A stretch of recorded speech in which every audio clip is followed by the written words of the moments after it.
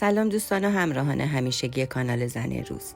امروز میخوام در مورد خانم مریم رجوی با نام اصلی مریم قجر عضدانلو، رهبر سازمان مجاهدین خلق و سومین همسر مسعود رجوی بعد از اشرف ربیعی و فیروزه بنی سعد براتون صحبت کنم.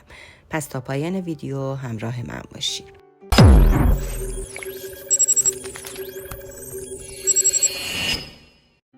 مریم رجوی تو 13 آذر ماه 1332 تو تهران متولد شد و تحصیلات کارشناسی خودش رو تو رشته متالورژی تو دانشگاه صنعتی شریف طی کرد و بعدم به سازمان مجاهدین خلق پیوست.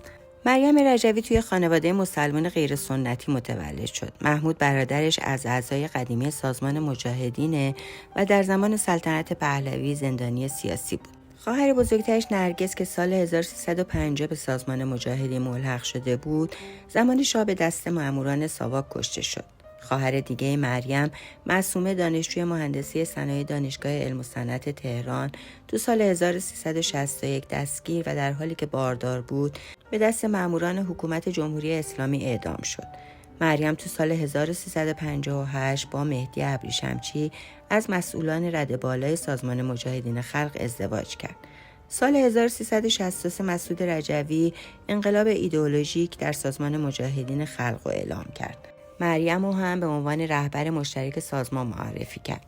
مجاهدین از مریم و مسعود خواستن با هم دیگه ازدواج کنن تا این انقلاب ایدئولوژیک تقویت بشه و به این ترتیب مریم از مهدی ابریشمچی جدا شد و با مسعود رجوی ازدواج کرد. مراسم رسمی ازدواج اونا تو تاریخ 29 خرداد 1364 تو دفتر شورای ملی مقاومت تو شهر اوور-سوراواز فرانسه برگزار شد و بعد از اون هم نام مریم قجر به مریم رجوی تغییر کرد. مریم رجوی از همسر سابقش یه دختر به نام اشرف داره. اون تو مبارزات مردمی علیه شاه و جمهوری اسلامی شرکت داشته. از دهه 50 خورشیدی تو دوران دانشجویی حرکت‌های دانشجویی علیه شاه رو سازماندهی می‌کرد و تو انتخابات سال 1358 هم شرکت کرد، اما با تقلب‌های گسترده رژیم نوپای بنیادگرا هیچ کدوم از اعضای اپوزیسیون به مجلس راه پیدا نکردند. با این حال مریم رجوی بیشتر از 250,000 رأی کسب کرد. اون یه سازماندهنده برجسته اعتراضات و حرکت‌های مهمی تو جذب آزادی‌خواهی ایفا کرده و در سازماندهی تو 2 تظاهرات مسالمت‌آمیز بزرگ تو تهران تو اردیبهشت و خرداد 1360 علیه حکومت اسلامی جدید نقش تعیین کننده‌ای داشت. دختر مریم و مهدی ابریشمچی اشرف هم تو سازمان مجاهدین خلق از مقام‌های مهمه. اون ابتدا به عنوان معاونت مسئول اول تشکیلات انتخاب شد. یکی از اقداماتی که تو سازمان مجاهدین خلق انجام میشه جدا کردن اجباری والدین از فرزندانشونه.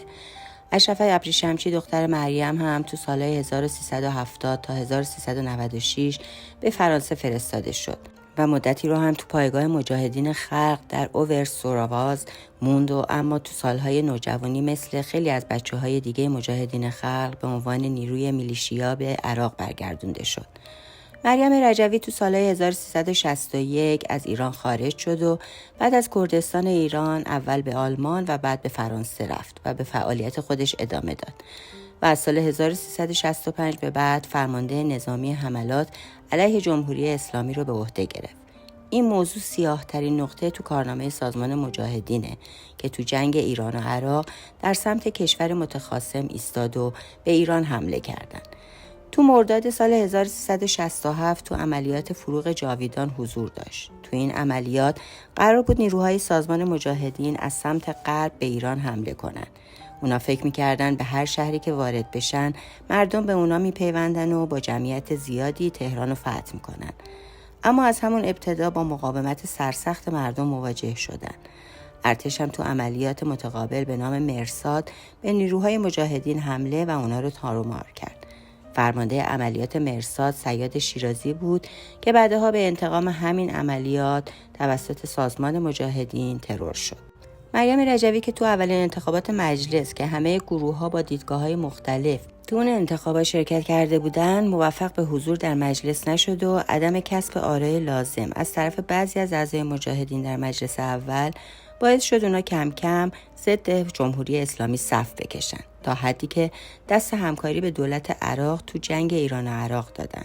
مریم رجوی بعد از خارج شدن از ایران که به آلمان و فرانسه رفت و تو دوره‌ای به عنوان نماینده سازمان مجاهدین خلق به اونجا رفته بود، سخنرانی کرد و حضور رجوی و سازمان مجاهدین البته از طرف بعضی از مقامات آمریکایی با مخالفت‌های شدیدی روبرو شد، تا اونجا که بعضی به نشانه اعتراض توی این مجلس شرکت نکردند. رابرت فورد سفیر سابق آمریکا در سوریه یکی از این افراد بود که جلسه استماع کنگره با حضور مریم رجوی رو رد کرد. همچنین دانیل بنجامین مسئول سابق هماهنگی در مورد امور مبارزه با تروریسم در وزارت خارجه آمریکا از شرکت در این جلسه انصراف داد. قرارگاه اشرف نام قرارگاهی بود که نیروهای مجاهدین در عراق تو اونجا ساکن بودند. نام این قرارگاه برگرفته از نام اشرف ربیعی از نیروهای دوره اول سازمان مجاهدین و همسر مسعود رجوی بود. مریم رجوی دهه 70 تو این اردوگاه گذرون. البته تو سالهای 1373 تا 1375 اون تو فرانسه به سر برد و بعد به عراق برگشت. زمانی که سازمان مجاهدین خلق بعد از سقوط صدام اردوگاه اشرف رو از دست داد، این سازمان کمپ‌هایی تو فرانسه و آلبانی ایجاد کرد. و البته مجاهدین تو فرانسه با مشکلات زیادی مواجه شدند. پلیس ضد تروریست فرانسه در 17 ژوئن 2003 حمله به 13 پایگاه سازمان مجاهدین خلق و دستگیری مریم رجوی و نفر دیگه برنامه‌های مریم رجوی در اروپا رو خنثی کرد.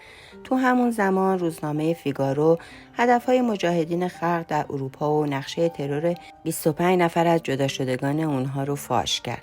اونا همچنین برنامه حمله به سفارت‌های ایران رو داشتن و تو اون زمان احتمال بازگردانده شدن مریم رجوی به ایران داده شده بود. اتفاق هولناک بعد از بازداشت مریم رجوی وقتی بود که 10 نفر از اعضای این سازمان تو اعتراض دست به خودسوزی زدن و جالب اینه که سران این سازمان مدعی بودن که این خودسوزی‌ها داوطلبانه بوده.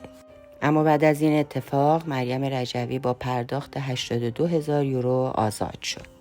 و اما دلیل دستگیری مریم رجوی و تعدادی از اعضای سازمان مجاهدین خلق واقعاً چه بود؟